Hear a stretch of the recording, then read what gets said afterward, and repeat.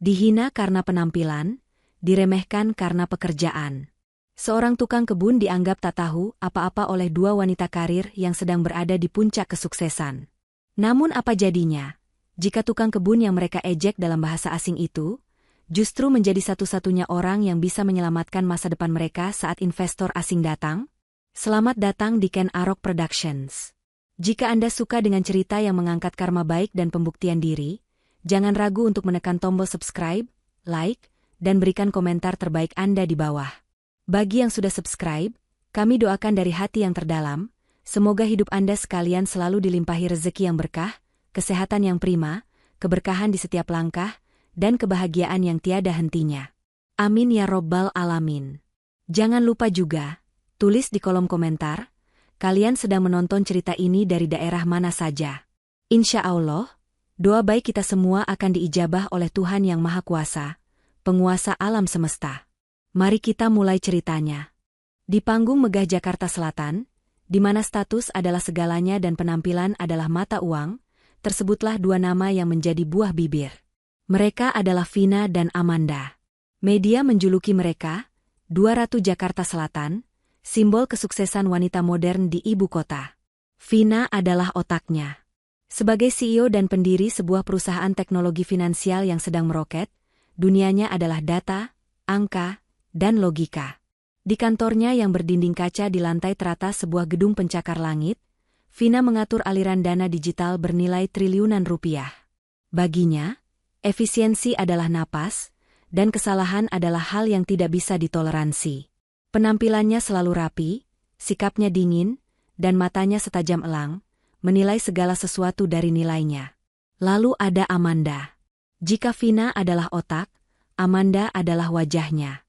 Amanda mengepalai perusahaan branding dan humas paling bergengsi di Jakarta.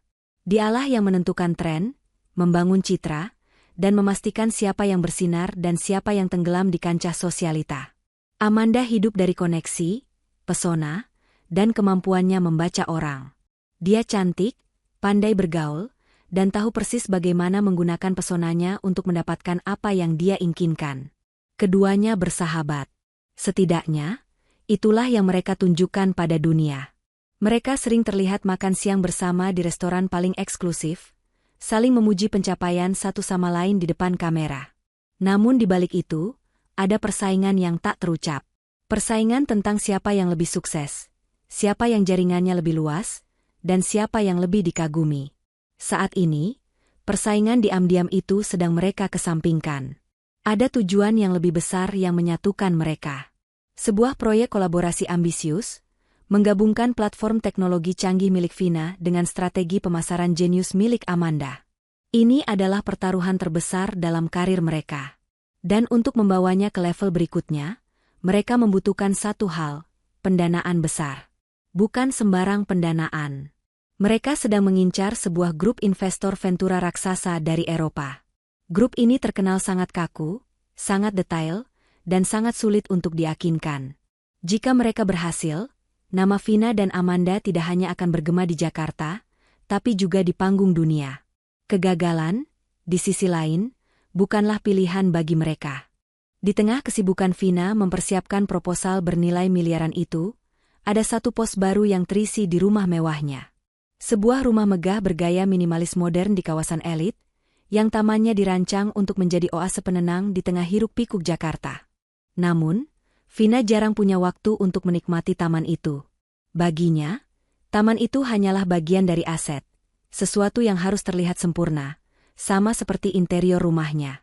Tukang kebun yang lama baru saja berhenti, dan Vina, melalui asisten rumah tangganya, mendapatkan pengganti. Namanya Indra. Kehadiran Indra di rumah itu nyaris tak terasa. Dia sangat berbeda dari gemerlap dunia Vina. Indra adalah perwujudan dari kesederhanaan yang hampir terlupakan di lingkungan itu. Dia datang setiap pagi tepat waktu, mengendarai motor bebek tua yang suaranya nyaris tak terdengar. Pakaiannya selalu bersih, meski jelas bukan barang mahal. Wajahnya tampan, namun ketampanan itu tertutup oleh sikapnya yang pendiam dan fokusnya yang tak terpecah pada pekerjaannya. Indra tidak banyak bicara. Dia hanya akan mengangguk atau menjawab singkat saat ditanya oleh asisten rumah tangga.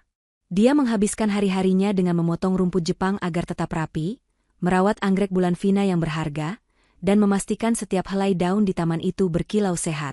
Tangannya terampil, gerakannya pasti. Dia seolah memiliki percakapan hening dengan tanaman-tanaman itu, mengerti apa yang mereka butuhkan tanpa perlu diberitahu. Bagi Vina, Indra nyaris tidak ada. Dia hanyalah bayangan yang bergerak di balik jendela kaca ruang kerjanya. Sesekali, saat Vina sedang berpikir buntu, matanya mungkin melirik keluar. Dia melihat sosok Indra yang berjongkok, membersihkan gulma dengan ketekunan yang aneh. Vina mungkin berpikir sejenak, betapa sederhananya hidup pria itu. Tidak ada tekanan deadline, tidak ada rapat investor, tidak ada ancaman kegagalan yang bisa menghancurkan reputasi. Hidup yang hanya berputar pada tanah, air, dan matahari. Dia tidak pernah tahu bahwa di balik penampilan sederhana dan sikap pendiam itu, tersimpan pikiran yang pernah menggoncang ruang rapat dewan direksi di gedung-gedung tinggi, sama seperti yang Vina huni sekarang. Dia tidak tahu bahwa pria yang sedang mencabuti rumput itu, sedang berada dalam masa pensiunnya, sebuah pelarian hening dari pengkhianatan yang pernah menghancurkannya. 1 minggu menjelang kedatangan investor. Ketegangan di rumah Vina bisa diiris dengan pisau. Ruang kerja Vina yang biasanya tenang dan rapi, kini berubah menjadi ruang strategi dadakan. Tumpukan kertas berisi data dan proyeksi keuangan berserakan di meja besarnya. Amanda ada di sana, mondar-mandir dengan gelisah, sepatu hak tingginya mengetuk-ngetuk lantai marmer. Ruang kerja Vina memiliki dinding kaca penuh dari lantai ke langit-langit, yang dirancang untuk memberikan pemandangan tak terhalang ke taman yang terawat sempurna. Ironisnya, tak satu pun dari mereka menikmati pemandangan itu. Tidak. Bagian ini harus kita ulang, kata Amanda, menunjuk sebuah paragraf di layar laptop Vina. Kita harus tekankan potensi pasar, bukan cuma teknologinya. Mereka ini orang Eropa, mereka lebih konservatif. Vina memijat pelipisnya. Aku sudah memasukkan data pasar, Amanda. Ini sudah jelas. Jelas bagimu, Vina. Belum tentu bagi mereka. Bahasa Inggrismu terlalu kaku, terlalu teknis. Kita harus lebih persuasif, balas Amanda. Keduanya jelas berada di bawah tekanan besar. Di luar dinding kaca itu, hanya beberapa meter dari mereka, Indra sedang bekerja. Hari itu adalah jadwalnya memangkas mawar-mawar impor kesayangan Vina. Dia bekerja dengan tenang, memotong dahan-dahan kering dengan presisi, seolah-olah pertengkaran kecil di dalam ruangan itu hanyalah angin lalu. Amanda berhenti mondar-mandir. Dia menatap sosok Indra yang sedang berjongkok, fokus pada kelopak mawar. Dia menghela napas panjang, sedikit iri.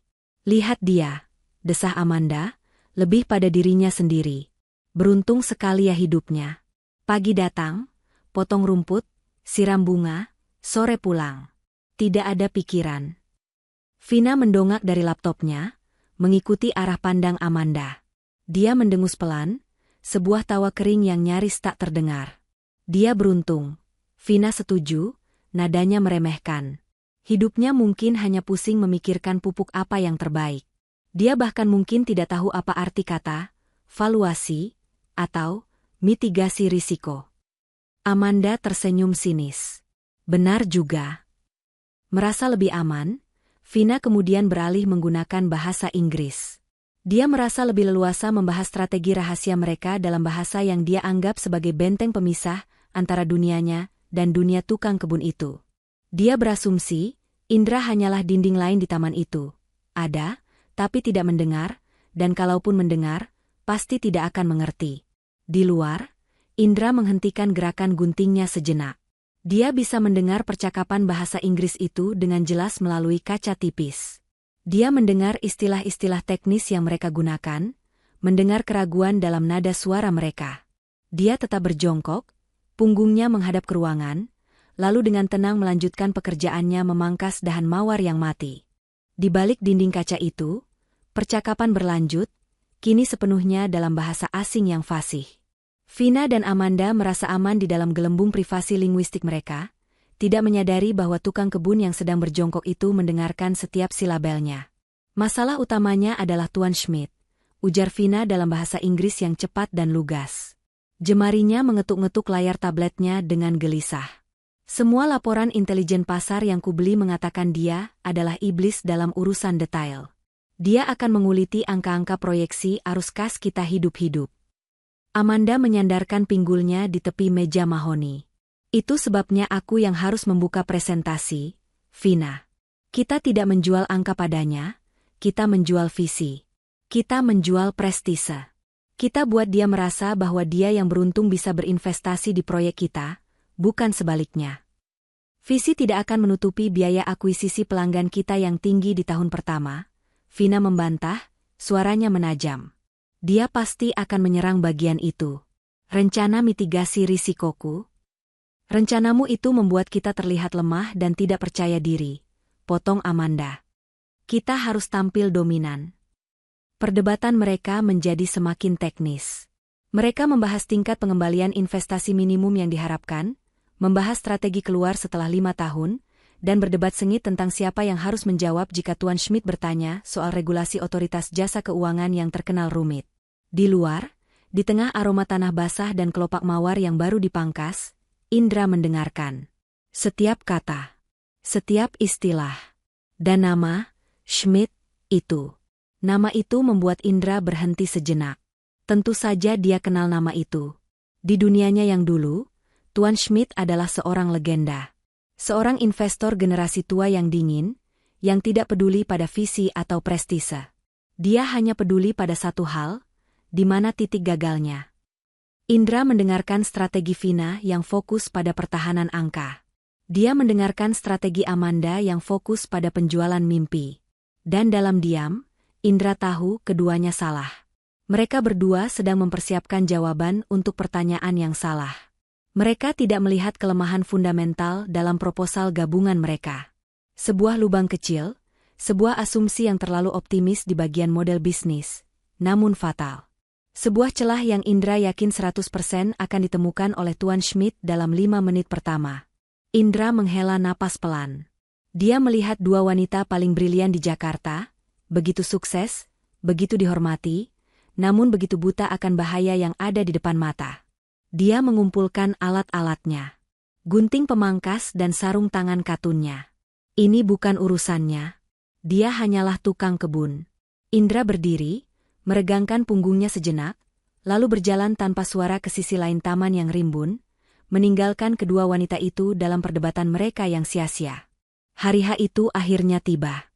Langit Jakarta pagi itu cerah, namun di dalam rumah Vina, udaranya terasa berat dan penuh antisipasi. Ini adalah hari penentuan. Segala sesuatu telah diatur dengan presisi militer. Lantai marmer mengkilap bagaikan cermin, tidak ada satu debu pun yang diizinkan hinggap. Aroma terapi yang lembut dan mahal menguar di udara, dirancang untuk memberi kesan tenang dan berkelas. Vina telah mengubah ruang tamunya yang luas menjadi ruang rapat dewan direksi yang impresif, dengan layar presentasi besar yang tersembunyi di dinding, kini siap digunakan. Vina sendiri telah siaga sejak subuh. Dia mengenakan setelan celana berwarna biru tua yang dijahit khusus, membuatnya tampak tajam, berwibawa, dan dingin. Dia adalah perwujudan logika dan data, siap bertempur dengan angka-angka. Amanda tiba 1 jam kemudian, menjadi antitesis yang sempurna. Dia mengenakan gaun terusan berwarna krem yang elegan, rambutnya ditata bergelombang lembut. Dia membawa aura hangat, senyum yang memikat, dan karisma yang dirancang untuk meluluhkan hati yang paling beku sekalipun. Mereka adalah paket combo yang mematikan, otak dan wajah, substansi dan pesona. Dan di luar, di balik kemewahan yang terencana itu, Indra tetaplah Indra. Dia bekerja seperti hari-hari biasa. Asisten rumah tangga Vina telah memintanya untuk memastikan area taman depan dan jalan masuk terlihat sempurna. Jadi, di sanalah dia, di dekat gerbang utama, merapikan barisan tanaman hias, mengenakan kemeja kerjanya yang biasa dan topi untuk melindunginya dari matahari pagi. Tepat pukul 10 pagi. Sebuah iring-iringan 3 sedan hitam mewah, berpelat diplomatik meluncur mulus, dan berhenti tepat di depan lobi utama rumah Vina. Tidak semenit lebih cepat, tidak semenit lebih lambat. Pintu mobil tengah terbuka. Vina dan Amanda, yang sudah berdiri siaga di depan pintu, memasang senyum terbaik mereka. Keluarlah 3 pria berjas gelap. Namun, pusat perhatian langsung tertuju pada satu orang. Tuan Schmidt. Dia lebih tua dari yang lain, dengan rambut perak yang disisir rapi dan mata biru yang tajamnya menusuk. Dia tidak membalas senyum Vina atau Amanda. Dia hanya mengangguk singkat, sebuah gestur formalitas. Tatapannya langsung memindai. Mengamati Vina, lalu Amanda. Menilai. Saat mereka berjalan masuk, matanya sekejap melirik ke arah taman, tempat Indra sedang berjongkok di dekat pagar. Indra, yang merasa teramati, secara naluriah berhenti bekerja dan bangkit sedikit, memberikan anggukan kecil sebagai tanda hormat.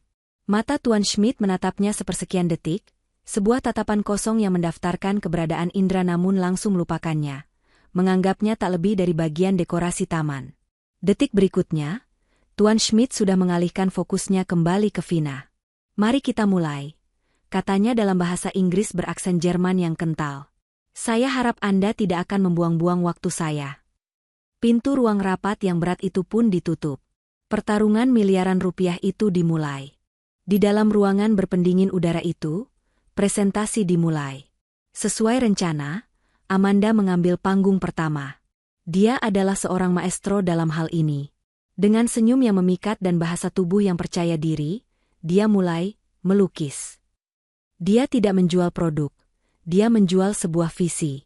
Dia berbicara tentang sinergi gaya hidup, tentang bagaimana gabungan teknologi Vina dan citra yang dibangun Amanda akan menciptakan sebuah ekosistem baru bagi konsumen kelas atas Jakarta. Bahasa Inggrisnya mengalir lancar, penuh dengan kata-kata kuat yang dirancang untuk membangkitkan imajinasi. Dia memutar video yang sinematik, menampilkan gaya hidup mewah yang bisa didapat dari layanan mereka. Tuan Schmidt dan timnya mendengarkan tanpa ekspresi. Mata mereka terpaku pada Amanda, namun tidak ada senyum, tidak ada anggukan. Mereka hanya menyerap. Kemudian, giliran Vina. Lampu sedikit diredupkan, dan layar raksasa di belakang Vina menyala dengan grafik dan angka. Inilah wilayah kekuasaan Vina. Dia langsung ke intinya. Bahasa Inggrisnya berbeda dari Amanda. Jika Amanda mengalir seperti sutra, Vina terdengar presisi seperti mesin. Cepat, teknis, dan lugas. Dia membedah model bisnis mereka, memaparkan valuasi perusahaan, proyeksi pendapatan, dan analisis risiko. Dia merasa percaya diri. Angka-angkanya solid. Dia sudah memeriksanya puluhan kali.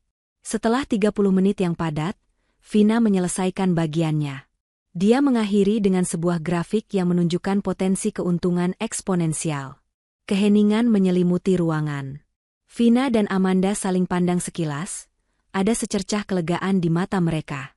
Presentasi itu berjalan lancar, tanpa satu kesalahan teknis pun. Tuan Schmidt menutup buku catatannya. Dia menatap kedua wanita itu. "Terima kasih atas waktu Anda, Nona Vina, Nona Amanda," katanya, suaranya datar. Presentasi yang komprehensif. Dia berhenti sejenak, membuat jantung Vina dan Amanda berdebar. "Saya ingin kembali ke slide 42, lanjut Tuan Schmidt. Mengenai proyeksi biaya akuisisi pelanggan Anda setelah merger." Vina mengklik laptopnya, kembali ke slide itu. "Anda berasumsi," kata Tuan Schmidt, kini nadanya berubah menjadi tajam, "bahwa biaya akuisisi akan turun 20% setelah integrasi sistem. Saya ingin tahu," dia mencondongkan tubuhnya ke depan, "dari mana tepatnya angka optimis itu berasal?" Vina sedikit terkejut. Itu adalah pertanyaan yang tidak dia antisipasi. "Tuan Schmidt, itu berdasarkan..." Vina mulai menjelaskan, bahasa Inggrisnya kini terdengar sedikit kaku dan defensif. "Berdasarkan sinergi basis data kami." "Sinergi?" potong Tuan Schmidt. "Anda menggabungkan dua platform yang sama sekali berbeda. Satu fintech, satu lifestyle. Itu bukan sinergi, itu tabrakan. Logikanya, biaya Anda akan melonjak di awal untuk menyatukan pelanggan yang berbeda segmen itu. Model Anda tidak memperhitungkan risiko itu sama sekali. Itu bukan lubang kecil, Nona Vina. Itu adalah jurang." Ruangan itu mendadak terasa 10 derajat lebih dingin. Tepat disitulah letak kelemahan yang pernah didengar Indra. Vina dan Amanda tidak siap. Jawaban Vina berikutnya terdengar lemah, dan Amanda hanya bisa tersenyum kaku. Kesepakatan miliaran rupiah itu kini menggantung di ujung tanduk yang paling tipis. Jantung Vina serasa jatuh ke perutnya. Tuan Schmidt telah menusuk tepat di jantung kelemahan mereka. Itu adalah asumsi yang terlalu optimis. Sebuah lubang yang Vina harap bisa ditutupi dengan angka-angka lain, dan Amanda harap bisa ditutupi dengan pesona. Kini, lubang itu menganga lebar. Tuan Schmidt, Vina mencoba lagi, suaranya kini kehilangan nada presisinya yang biasa. Bahasa Inggrisnya menjadi sedikit terbata. Izinkan saya menjelaskan. Model kami memperhitungkan loyalitas merek yang sudah dibangun oleh perusahaan Amanda. Loyalitas merek? Tuan Schmidt menyela, kali ini tanpa menyembunyikan nada sinisnya. Anda meminta kami menginvestasikan ratusan juta dolar berdasarkan perasaan? Saya butuh data. Dan data Anda di sini, dia menepuk-nepuk tumpukan proposal di depannya, tidak masuk akal. Melihat Vina goyah, Amanda segera melangkah maju, mencoba mengambil alih. Dia tersenyum hangat, mencoba mencairkan suasana. Tuan Schmidt, mungkin kita terlalu fokus pada detail teknis, katanya dengan bahasa Inggris yang lembut dan persuasif. Yang coba kami tawarkan di sini adalah sebuah revolusi gaya hidup. Sebuah sinergi yang akan mendefinisikan ulang pasar Jakarta. Bayangkan potensi jangka panjangnya. Saya tidak perlu membayangkan, potong Tuan Schmidt, kali ini suaranya dingin menusuk. Dia bahkan tidak menatap Amanda, melainkan menatap Vina.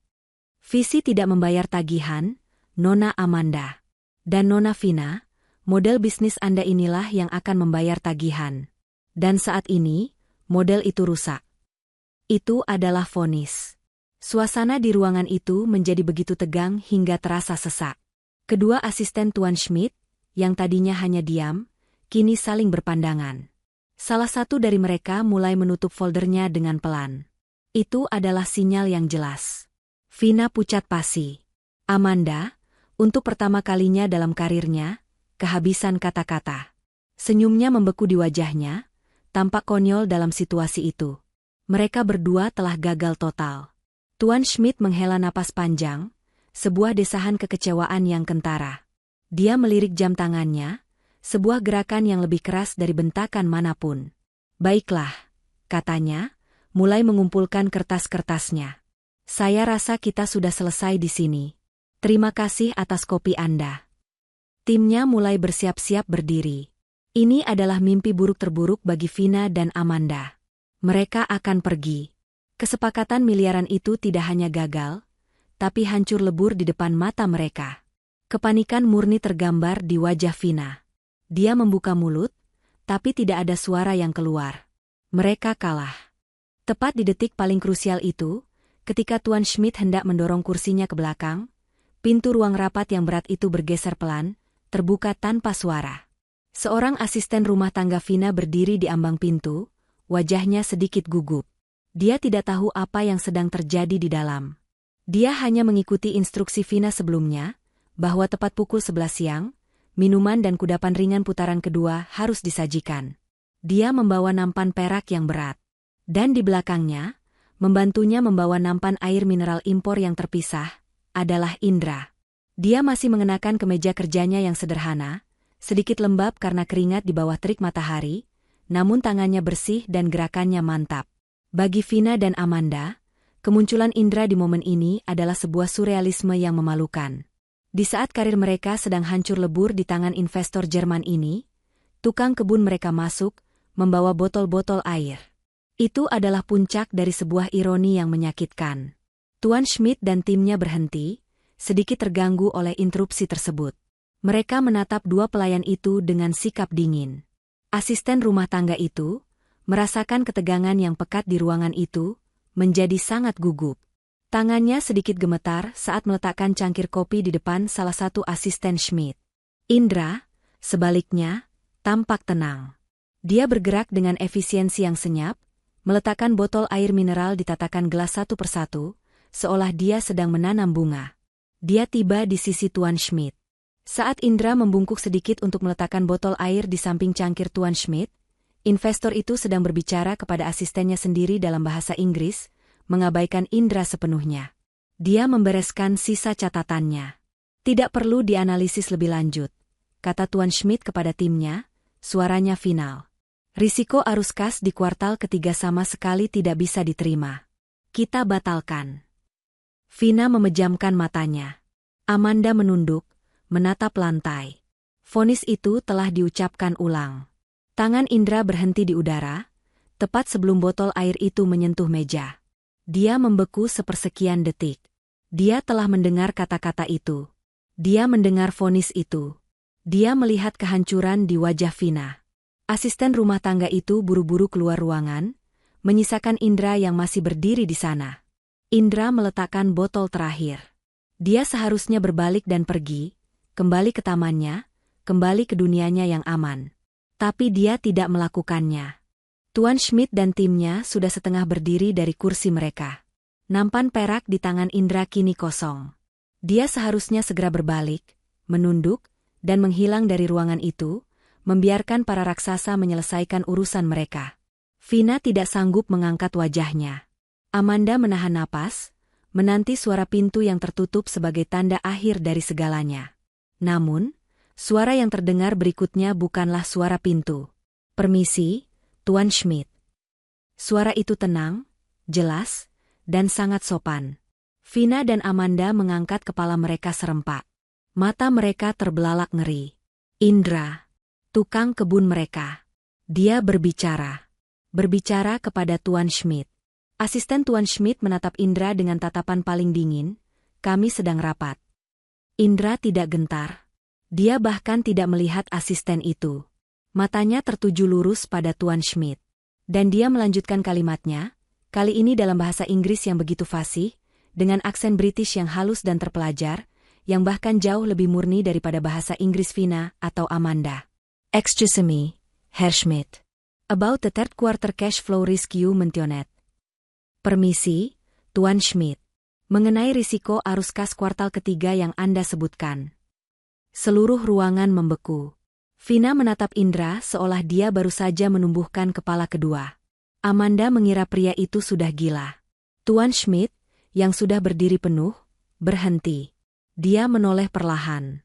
Dia menatap Indra, benar-benar menatapnya untuk pertama kali. Bukan sebagai bayangan, bukan sebagai pelayan, tapi sebagai seseorang yang baru saja berbicara kepadanya dalam bahasanya, menggunakan istilah teknisnya. Indra melanjutkan, nadanya masih sopan, seolah dia sedang mendiskusikan cuaca, bukan kesepakatan miliaran. "What if," lanjut Indra, "that risk wasn't just mitigated, but collateralized? How about a hybrid escrow model, tiered against asset realization, and fully compliant with the latest OJK framework?" Bagaimana jika risiko itu bukan hanya dimitigasi, tapi dijaminkan?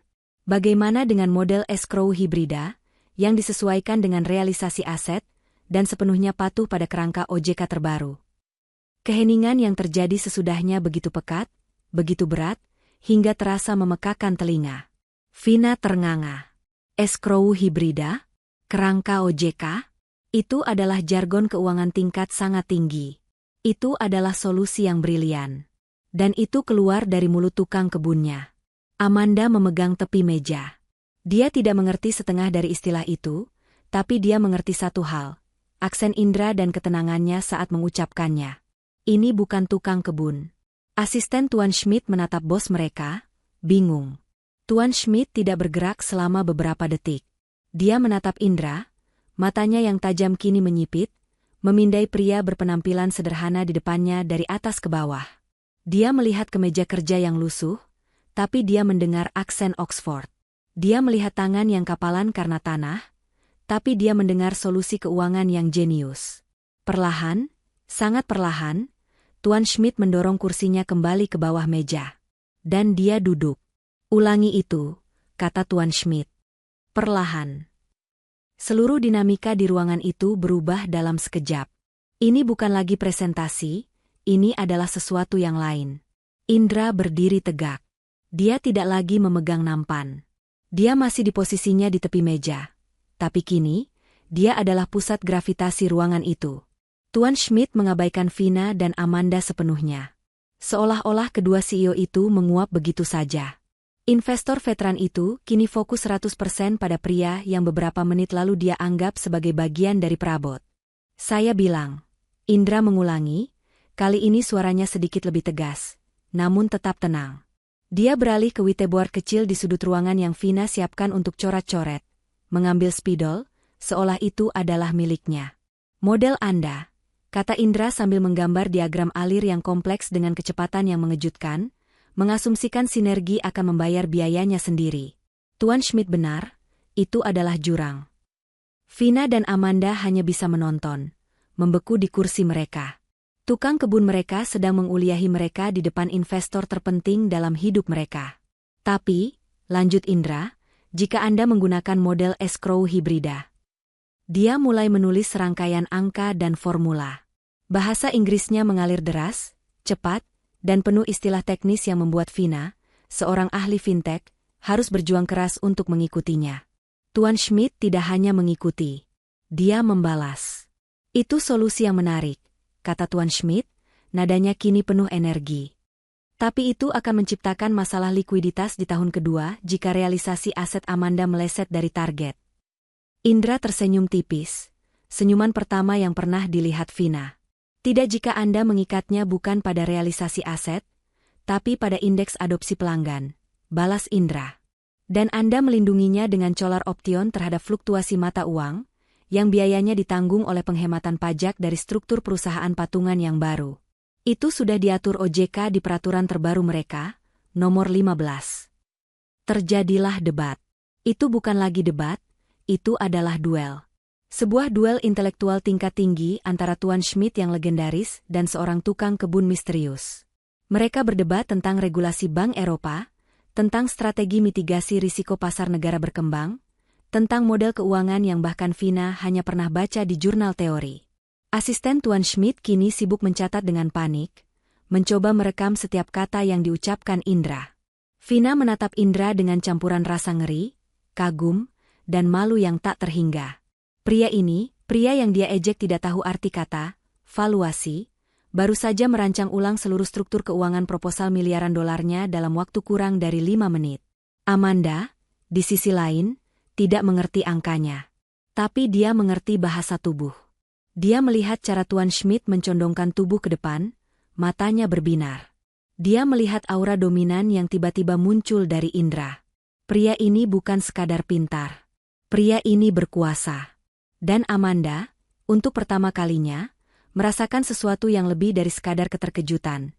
Dia merasakan ketertarikan yang kuat. Debat sengit itu berlangsung selama 1 jam penuh. Ruangan yang tadinya dingin karena ketegangan, kini panas oleh energi intelektual.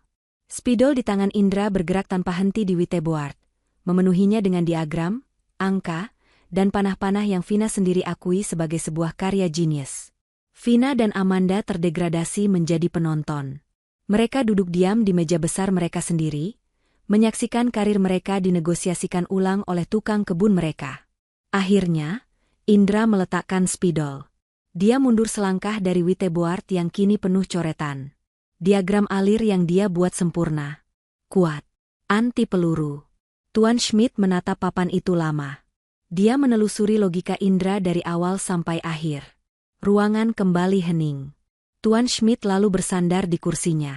Dia menatap Indra, tatapan yang sangat berbeda dari 2 jam yang lalu. Tatapannya kini penuh penghargaan. Tatapan seorang predator yang bertemu predator lain yang setara. Tiba-tiba, Tuan Schmidt tertawa. Bukan tawa sopan, tapi tawa lepas yang menggema, membuat Vina dan Amanda terlonjak kaget.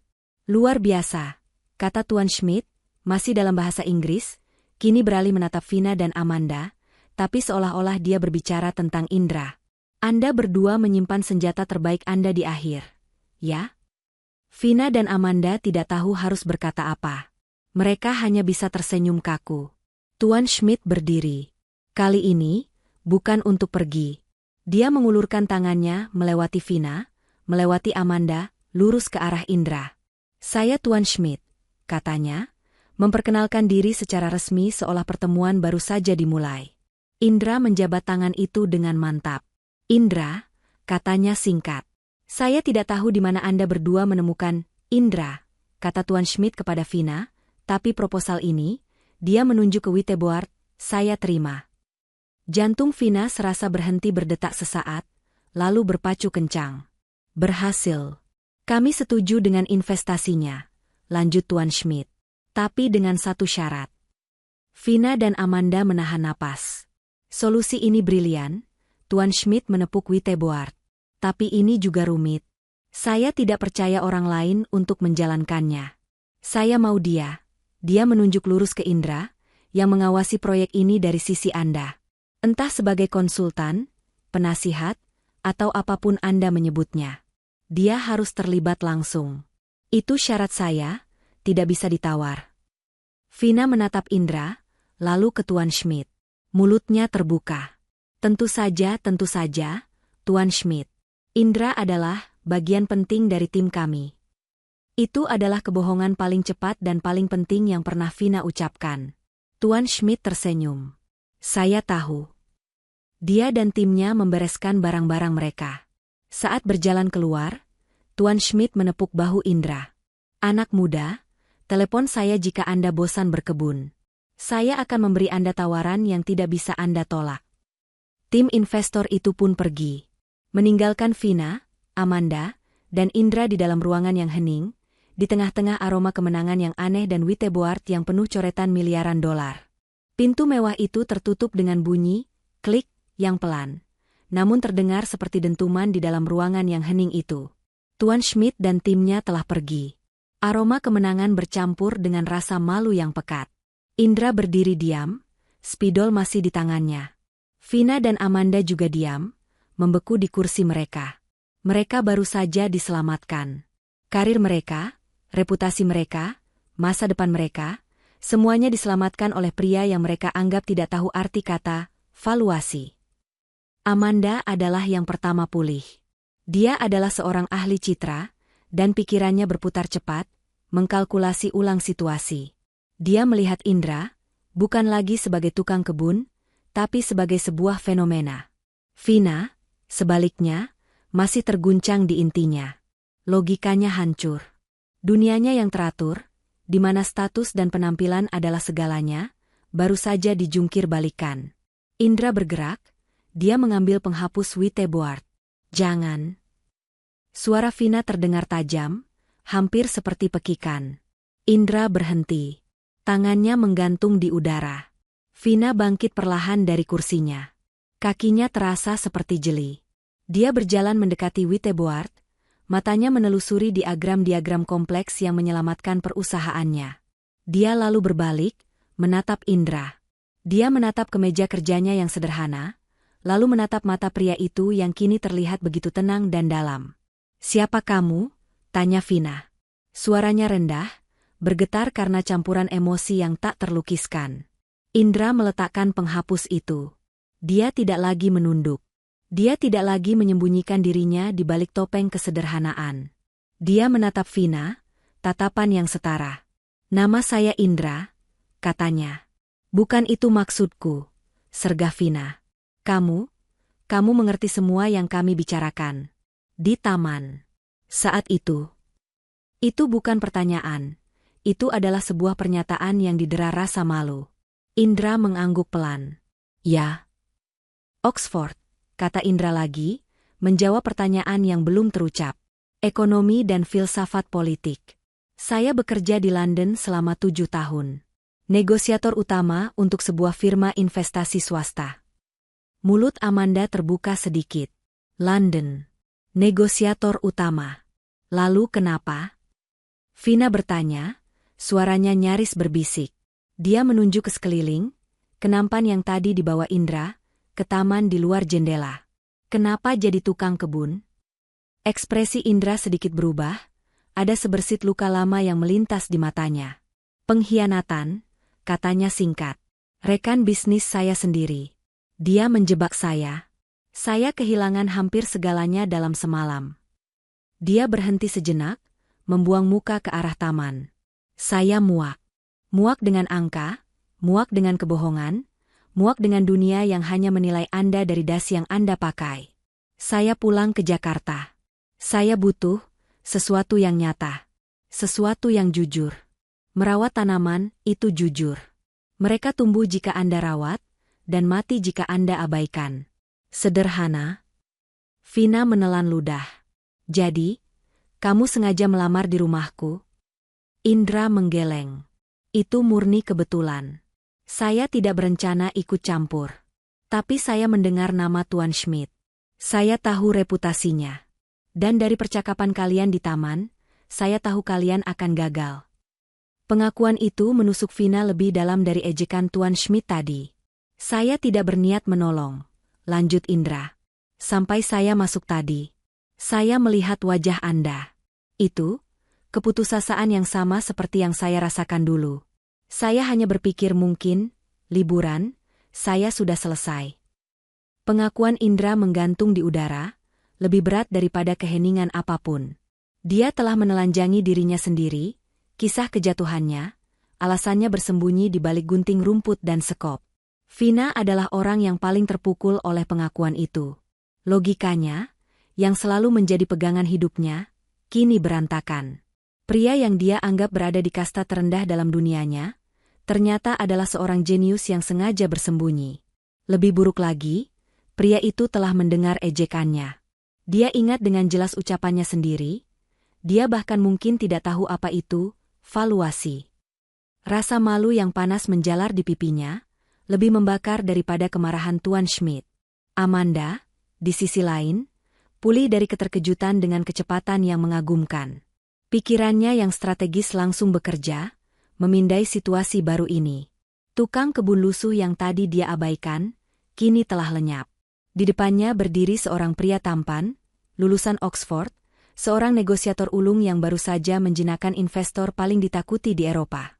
Dia misterius, dia terluka, dan dia brilian. Bagi Amanda, Indra bukan lagi masalah. Dia adalah sebuah peluang. Aset yang tak ternilai, baik secara profesional maupun pribadi. Indra menghela napas, seolah beban berat terangkat dari bahunya. Sekarang, jika Anda permisi, katanya, nadanya kembali datar. Saya rasa pekerjaan saya di sini, ia melirik ke Witeboard, dan di taman, sudah selesai. Dia meletakkan spidol dan penghapus itu dengan rapi di raknya. Dia berjalan menuju pintu. Gerakannya tidak lagi seperti seorang pelayan, melainkan seperti seorang eksekutif yang baru saja menyelesaikan rapat. Tunggu, seru Vina, suaranya terdengar panik. Syarat Tuan Schmidt, Anda harus mengawasi proyek ini. Anda tidak bisa pergi. Indra berhenti di ambang pintu, punggungnya menghadap mereka. Itu urusan antara Tuan Schmidt dan Anda, Nona Vina. Anda bisa menghubungi saya nanti untuk membahas biaya konsultasi saya. Saya rasa Anda punya nomor saya, untuk jadwal menyiram. Sindiran halus itu mendarat telak. Indra melangkah keluar dari ruangan itu, meninggalkan keheningan yang memekakan telinga. Berita tentang apa yang terjadi di ruangan itu tidak perlu bocor ke media, untuk memulai sebuah era baru. Perang baru telah dimulai, tepat di dalam ruangan itu, di antara kedua wanita tersebut. 2 jam kemudian, Indra si tukang kebun, sudah tidak ada lagi. Dia telah mengambil barang-barangnya, dan pergi dari rumah Vina dengan motor bebek tuanya untuk terakhir kali. Namun, Indra sang negosiator, sang jenius tersembunyi, kini telah lahir kembali. Telepon Vina berdering malam itu. Itu adalah firma hukum lamanya. Rupanya, Tuan Schmidt, yang sangat terkesan, telah menelepon beberapa rekannya di Eropa sekadar untuk bertanya tentang Indra. Nama Indra yang dulu beku, kini mulai mencair. Kabar menyebar di lingkaran elit dengan cepat. Bukan lagi sebagai tukang kebun, tapi sebagai pahlawan yang kembali. Berita di lingkaran elit Jakarta bergerak lebih cepat daripada koneksi internet manapun.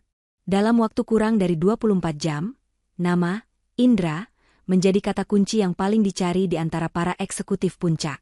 Kisah itu menyebar seperti api. Tukang kebun Vina ternyata adalah si elang yang hilang. Begitu julukan lama Indra di London. Dia kembali. Dia membantai Tuan Schmidt dalam negosiasi. Indra telah menghilang dari rumah Vina, dan nomor ponsel lamanya yang terdaftar sebagai tukang kebun kini tidak lagi aktif. Dia seolah lenyap di telan bumi, tapi kali ini, dia lenyap sebagai seorang legenda, bukan sebagai buronan masa lalu. Amanda adalah yang tercepat. Dia adalah ahli strategi sosial. Dia tahu, menunggu Vina, yang pasti sedang lumpuh karena malu, adalah sebuah kesalahan. Dia harus mengamankan aset ini sendirian dan cepat. Amanda mengerahkan seluruh jaringannya. Bukan untuk mencari tukang kebun, tapi untuk melacak seorang pakar keuangan lulusan Oxford. Dalam 2 hari, dia menemukannya. Indra tidak bersembunyi. Dia hanya pindah dunia. Dia berada di sebuah lounge privat di hotel paling mewah di kawasan SCBD. Penampilannya telah berubah total. Kemeja kerja lusuh telah berganti dengan kemeja katun linen berwarna biru langit yang pas di badan. Rambutnya yang dulu tertutup topi, kini tertata rapi. Dia duduk sendirian di sudut yang tenang, bukan minum kopi, tapi minum teh Earl Grey yang mahal, sambil membaca jurnal keuangan di tabletnya. Transformasinya selesai. Amanda masuk ke lounge itu, aroma parfum mahalnya mendahului langkahnya. Dia mengenakan gaun merah yang mencolok, dirancang untuk menuntut perhatian. Dia berjalan lurus ke meja Indra. Indra mendongak dari tabletnya, matanya tenang. Seolah dia sudah tahu Amanda akan datang. Indra, sapa Amanda, suaranya dibuat semanis madu. Dia duduk di seberangnya tanpa diundang. Saya setengah mati mencarimu. Indra menutup tabletnya perlahan. Nona Amanda. Saya kira Anda hanya perlu menghubungi asosiasi tukang kebun jika perlu bantuan. Amanda tertawa kecil, mengibaskan tangan seolah mengusir lelucon yang tidak lucu. Jangan konyol. Pria di Taman Vina itu bukan kamu. Ini baru kamu yang sebenarnya. Saya masih orang yang sama, balas Indra datar. Tentu saja tidak, desah Amanda, mencondongkan tubuhnya ke depan. Matanya menatap Indra dengan intensitas yang dipelajari. Saya tidak akan basa-basi. Vina membutuhkanmu untuk mengurus angka-angka Tuan Schmidt. Dia butuh teknisi. Tapi saya... Dia berhenti, membiarkan kalimatnya menggantung. Saya punya tawaran yang lebih baik. Saya dan kamu, lanjutnya, suaranya merendah. Perusahaan branding saya, dan otak strategismu. Kita tidak perlu hanya jadi pengawas proyek ini. Kita bisa mengambil alih seluruh narasinya. Lupakan Vina yang kaku itu. Dia hanya bisa melihat angka. Apa yang Anda tawarkan? Tanya Indra. Partner. Rekan. Baik di ruang rapat, maupun di luar, kata Amanda, tidak lagi malu-malu. Bayangkan kita berdua. Kita bisa menjadi power couple baru di Jakarta. Yang satu membangun citra, yang satu membangun kekayaan. Kita bisa memiliki kota ini. Itu adalah manuver yang berani. Dia tidak hanya menawarkan pekerjaan, dia menawarkan aliansi, sebuah kerajaan mini, dengan dirinya dan Indra sebagai raja dan ratu. Dia mencoba memotong Vina keluar dari gambar sepenuhnya. Indra menatap Amanda, wanita yang menawarkan sebuah kerajaan instan itu. Dia menatap mata Amanda yang ambisius, yang melihatnya sebagai aset dan pasangan kuat terbaru. Lalu, Indra tersenyum tipis. Senyuman yang sama yang dia berikan pada Tuan Schmidt. Nona Amanda, katanya pelan, suaranya memotong di antara alunan musik jazz yang lembut di lounge itu. Tawaran Anda sangat menarik. Tapi Anda membuat kesalahan yang sama dengan yang Vina lakukan. Amanda mengangkat alisnya, tidak mengerti. Vina meremehkan saya karena dia pikir saya di bawahnya. Jelas Indra. Anda menginginkan saya karena Anda pikir saya bisa membuat Anda di atas orang lain. Pada akhirnya, kalian berdua sama saja. Kalian tidak melihat saya. Kalian hanya melihat sebuah fungsi. Sebuah alat. Indra berdiri. Dia meletakkan beberapa lembar uang ratusan ribu di meja untuk membayar tehnya, jauh lebih banyak dari yang seharusnya. Saya bukan partner yang Anda cari. Dia berjalan keluar dari lounge itu, meninggalkan Amanda yang tertegun, wajahnya memerah karena marah dan malu. Untuk pertama kalinya, pesona seorang Amanda ditolak mentah-mentah. Indra tidak pergi mencari Tuan Schmidt. Dia tidak pergi ke firma hukumnya. Dia tahu ada satu urusan yang belum selesai. Sudah lewat tengah malam. Gedung pencakar langit tempat kantor Vina berada sebagian besar sudah gelap. Kecuali satu lantai. Lantai teratas. Vina masih di sana, sendirian. Dia tidak sedang mencoba menghubungi Indra. Dia tidak sedang merayakan kesepakatan itu. Dia sedang berdiri di depan whiteboard besar di ruang rapat kantornya. Dia telah meminta whiteboard dari rumahnya, yang penuh coretan tangan Indra, untuk dipindahkan ke kantornya. Dia menatap diagram-diagram itu. Dia mencoba memahami alur pikir Indra, mencoba menerjemahkannya ke dalam proposal resmi untuk Tuan Schmidt. Tapi dia terus terhenti. Bukan karena dia tidak mengerti angkanya, dia mengerti. Dia terhenti karena setiap kali dia melihat tulisan tangan Indra, dia teringat ejekannya di taman. Dia malu. Malu sebagai seorang profesional yang hampir menghancurkan perusahaannya. Malu sebagai seorang manusia yang telah menilai orang lain begitu rendah hanya dari penampilannya. Pintu kantornya bergeser pelan. Vina tidak menoleh, mengira itu petugas kebersihan malam. Anda tidak bisa membangun model escrow itu sendirian. Suara itu. Vina membeku. Dia berbalik perlahan. Indra berdiri di sana. Tidak lagi dengan kemeja linen mewahnya, tapi juga bukan dengan seragam tukang kebun. Dia hanya mengenakan kaos polo sederhana dan celana jeans. Dia terlihat normal. Bagaimana kamu bisa masuk? Bisik Vina. Kartu akses Tuan Schmidt, kata Indra, mengangkat sebuah kartu sementara. Timnya memberikannya pada saya. Mereka ingin saya mulai bekerja.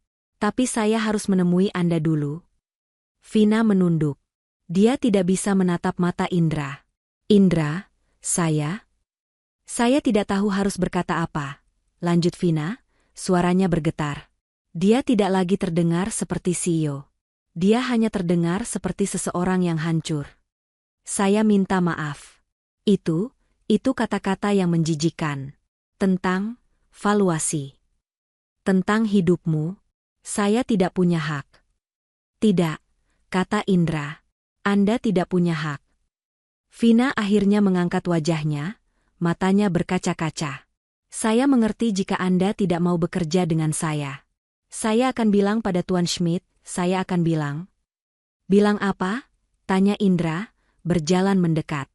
Bilang Anda seorang CEO yang brilian tapi juga sombong? Dia sudah tahu itu. Saya juga. Indra berdiri di depan Vina. Amanda menemui saya. Katanya, dia menawarkan saya separuh Jakarta. Menawari saya untuk menjadi pasangan kuat dan menyingkirkan Anda. Mata Vina membelalak ngeri. Tapi saya di sini, lanjut Indra. Saya tidak di lounge mewah bersamanya. Kenapa? Bisik Vina. Karena Amanda melihat saya sebagai piala kemenangan, kata Indra, suaranya melembut. Dia melihat Indra sang negosiator. Dia tidak pernah melihat Indra si tukang kebun. Dia berhenti sejenak. Anda melihat tukang kebun itu. Anda meremehkannya, ya. Tapi hari ini, di ruangan ini, saya melihat penyesalan Anda. Amanda hanya ingin menang. Anda terlihat seperti seseorang yang belajar dari kesalahan. Indra mengambil spidol dari tangan Vina. Dia menatap whiteboard itu. Amanda menyukai elang yang bisa membawanya terbang, kata Indra. Tapi saya butuh partner yang tahu bagaimana rasanya jatuh ke tanah, dan tidak takut tangannya kotor untuk membangun sesuatu dari awal lagi. Vina menatap Indra, air matanya akhirnya jatuh. Itu bukan air mata kesedihan, tapi air mata kelegaan. Jadi, kata Indra, berbalik menghadap Vina sepenuhnya. Mari kita mulai lagi. Halo, nama saya Indra. Saya di sini untuk membantu Anda dengan proposal Tuan Schmidt. Bagaimana kalau kita mulai dari awal? Vina, sang ratu Jakarta Selatan, tertawa kecil di antara air matanya. Dia mengulurkan tangannya, menjabat tangan pria yang pernah dia anggap tidak berharga. Vina, katanya. Senang bertemu dengan Anda, Indra. Di ruang rapat yang kosong di puncak Jakarta, sebuah kemitraan baru telah lahir. Bukan berdasarkan status atau citra, tapi berdasarkan nilai sejati yang hampir saja terlewatkan. Malam di mana Vina dan Indra, memulai dari awal, itu, berlanjut hingga fajar menyingsing di Cakrawala Jakarta. Mereka tidak pulang. Mereka bekerja. Tapi kini, suasananya sama sekali berbeda. Tidak ada lagi ketegangan antara CEO dan tukang kebun. Yang ada adalah dua pikiran brilian yang menari bersama. Untuk pertama kalinya, Vina tidak merasa perlu membuktikan apa-apa. Dia tidak perlu tampil dominan. Indra mengambil alih Witeboard. Oke, Tuan Schmidt menyukai kerangka dasarnya, kata Indra, tapi dia tidak menyukainya karena aman. Dia menyukainya karena berani. Sekarang, kita harus membuatnya anti peluru. Vina, dengan secangkir kopi instan ketiga di tangannya, duduk di seberang meja, laptopnya terbuka. Arus kas dari perusahaanku bisa menopang escrow itu, tapi aku butuh datamu, data dari duniamu yang dulu. Apa yang membuatmu yakin rivalmu tidak akan menyerang model ini? Indra tersenyum. Karena model ini tidak bisa diserang dari luar. Satu-satunya kelemahannya ada di dalam. Dia menatap Vina. Kelemahannya adalah jika kedua pimpinan proyek ini tidak saling percaya. Vina menahan tatapan Indra. Kalau begitu, katanya pelan, anggap saja kelemahan itu sudah ditutup. Mereka bekerja dalam ritme yang aneh dan sinkron. Indra akan melempar ide strategi keuangan yang rumit, dan Vina, dengan kecepatan berpikirnya sebagai CEO fintech, akan langsung mengubah ide itu menjadi model data yang bisa dijalankan. Mereka saling melengkapi dengan cara yang tidak pernah Vina bayangkan. Pukul 3 pagi. Kepala Vina terasa berat. Angka-angka di layarnya mulai kabur. Dia menguap, mencoba menyembunyikannya di balik tangannya. Istirahat, kata Indra. Tidak. Sebentar lagi, balas Vina, keras kepala. Indra tidak berdebat. Dia bangkit dari kursinya dan berjalan ke pantry kantor yang mewah itu. Vina mengira Indra pergi untuk mengambil air. 10 menit kemudian, Indra kembali. Dia membawa 2 cangkir. Bukan kopi instan dari mesin. Dia membawa aroma kopi yang baru diseduh, pekat dan harum. Dia meletakkan 1 cangkir di depan Vina. Vina menatap cangkir porselen itu, lalu menatap Indra, bingung. Ini, baunya enak sekali. Kamu membuatnya, pakai French press? Dulu, di London, kata Indra ringan, selain jadi negosiator, saya juga merangkap jadi barista tidak resmi di kantor. Ternyata keahlian itu masih berguna. Vina terdiam. Dia ingat dengan jelas bagaimana Indra dulu menyajikan minuman untuk Tuan Schmidt. Bagaimana dia memerintahkan asisten rumah tangganya untuk menyuruh Indra. Indra, Vina berbisik, rasa malu itu kembali muncul. Kamu tidak perlu? SSH, potong Indra. Dia duduk kembali di kursinya. Saya tidak membuatkannya untuk Nona Vina, CEO saya. Saya membuatkannya untuk Vina, rekan kerja saya yang akan tertidur di atas laptopnya jika tidak minum kopi. Vina menatap Indra. Pria itu kini balas menatapnya, tidak ada lagi tatapan dingin atau datar. Hanya ada kehangatan yang tulus. Vina mengambil cangkir itu. Dia menyesap kopinya. Rasanya adalah kopi terbaik yang pernah dia minum. Kelelahan fisiknya masih ada, tapi kelelahan di hatinya mulai terangkat. Dia menemukan dirinya tidak lagi melihat layar laptop. Dia malah mengamati Indra. Dia mengamati cara Indra menggigit bibir bawahnya saat sedang berpikir keras. Cara matanya menyipit saat membaca data yang rumit.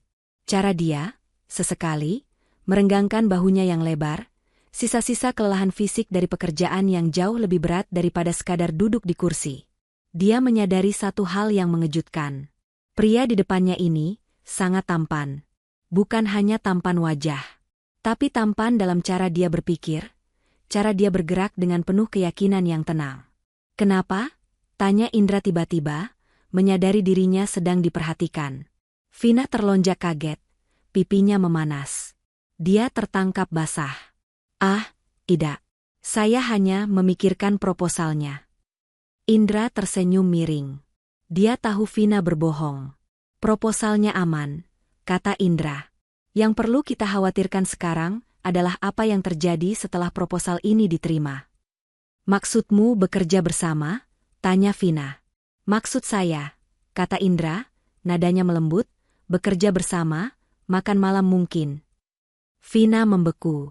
Sebagai rekan kerja, tentu saja, tambah Indra cepat, tapi matanya berbinar jenaka. Vina tertawa. Tawa lepas pertama yang dia rasakan dalam beberapa minggu. Tawa yang bukan tawa CEO, tapi tawa seorang wanita. Kita selesaikan dulu proposal ini, Tuan Negosiator. Setelah itu kita lihat apakah, barista, ini bisa mentraktir makan malam yang layak. Diterima, kata Indra. Dan mereka kembali bekerja. Namun kini, udara di antara mereka telah berubah. Penuh dengan aroma kopi, angka miliaran dolar, dan sesuatu yang baru, sesuatu yang terasa seperti sebuah janji. 1 tahun berlalu sejak malam panjang di kantor Vina. Proyek dengan Tuan Schmidt tidak hanya berhasil, tapi menjadi studi kasus kesuksesan di seluruh Asia Tenggara. Nama, Indra, tidak lagi diucapkan dengan bisikan. Dia telah bangkit, lebih kuat dari sebelumnya. Dia tidak kembali ke London, tapi memilih membangun firma konsultasi strateginya sendiri di Jakarta. Vina adalah klien pertamanya, dan kini, juga rekan bisnis utamanya. Mereka adalah pasangan yang tangguh. Di ruang rapat, mereka adalah 2 pikiran tajam yang saling melengkapi. Di luar ruang rapat, mereka adalah 2 orang yang belajar untuk saling percaya. Sore itu, Vina pulang lebih awal. Sesuatu yang jarang dia lakukan. Dia tidak langsung masuk rumah, tapi berjalan ke taman di belakang rumahnya. Taman itu kini jauh lebih terawat, lebih hidup. Dia menyentuh kelopak mawar yang dulu pernah disentuh oleh Indra saat pria itu masih menjadi tukang kebunnya. Dia mendengar langkah kaki di belakangnya. Indra. Dia tidak lagi datang dengan motor bebek tua. Dia datang sebagai mitranya. Tapi sore itu, dia tidak mengenakan jas mahal. Dia hanya memakai kaos polo sederhana, sama seperti saat Vina pertama kali melihatnya di kantornya malam itu.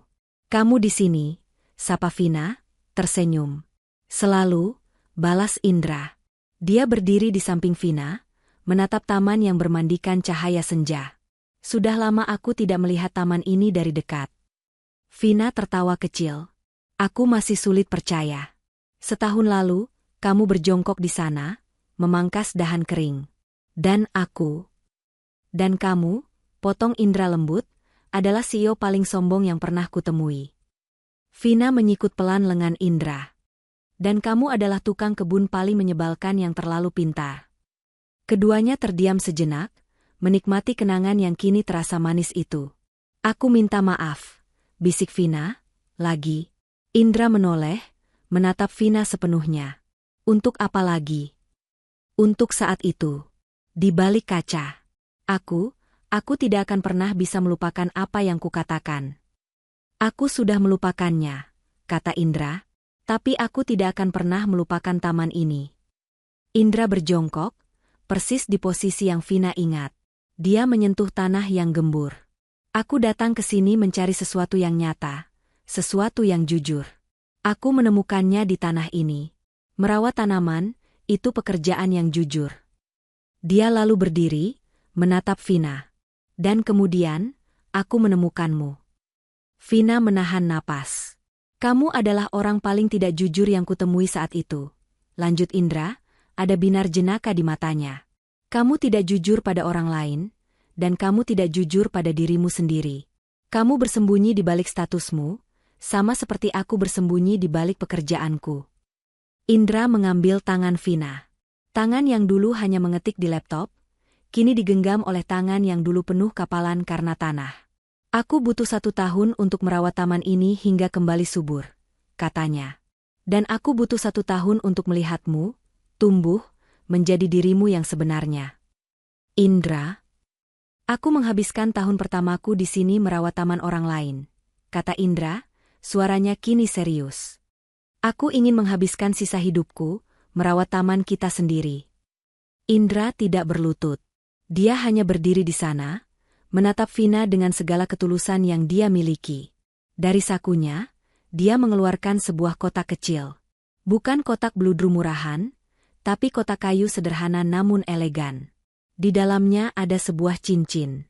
Sederhana, tapi berliannya bersinar cemerlang, seolah menyimpan cahaya. "Vina," katanya, "aku sudah melihatmu di titik terendahmu, saat kamu malu dan hancur. Dan aku sudah melihatmu di titik tertinggimu, saat kamu memimpin rapat dewan direksi. Aku memilih keduanya. Maukah kamu?" Lanjutnya, suaranya sedikit bergetar, "membangun sesuatu yang nyata denganku?" Vina tidak bisa berkata-kata. Dia hanya menangis dalam diam, air mata bahagia yang mengalir deras. Dia mengangguk. "Ya." Ya, aku mau. Indra tersenyum, senyuman lega dan penuh cinta. Dia menyelipkan cincin itu di jari Vina. Di taman itu, di tempat di mana ejekan dan status pernah menjadi raja, cinta sejati yang jujur akhirnya menemukan rumahnya. 3 tahun kemudian. Sebuah acara gala tahunan paling bergengsi di Jakarta. Penghargaan tokoh finansial tahun ini. Di atas panggung, Vina berdiri, menggenggam piala kristal. Di sampingnya, berdiri Indra, suaminya, tersenyum bangga. Mereka baru saja diumumkan sebagai pasangan pengubah permainan atas terobosan mereka yang merevolusi industri fintech dan investasi di Indonesia. Di salah satu meja VVIP di barisan depan, Amanda duduk. Dia bertepuk tangan bersama yang lain, senyumnya sempurna, riasannya sempurna. Di sampingnya duduk seorang pria baru, seorang ekspatriat tampan yang jelas-jelas sedang dia persiapkan sebagai pasangan kuat berikutnya. Namun saat Amanda menatap Vina dan Indra di atas panggung, Vina yang menatap suaminya dengan cinta yang tak tersembunyi, dan Indra yang balas menatapnya seolah Vina adalah satu-satunya orang di ruangan itu, senyum Amanda sedikit goyah. Dia mendapatkan semua yang dia inginkan, status, citra, kesuksesan. Tapi dia tahu, satu hal yang paling berharga di ruangan itu, tidak akan pernah bisa dia miliki. Tuan Schmidt, yang hadir melalui panggilan video raksasa,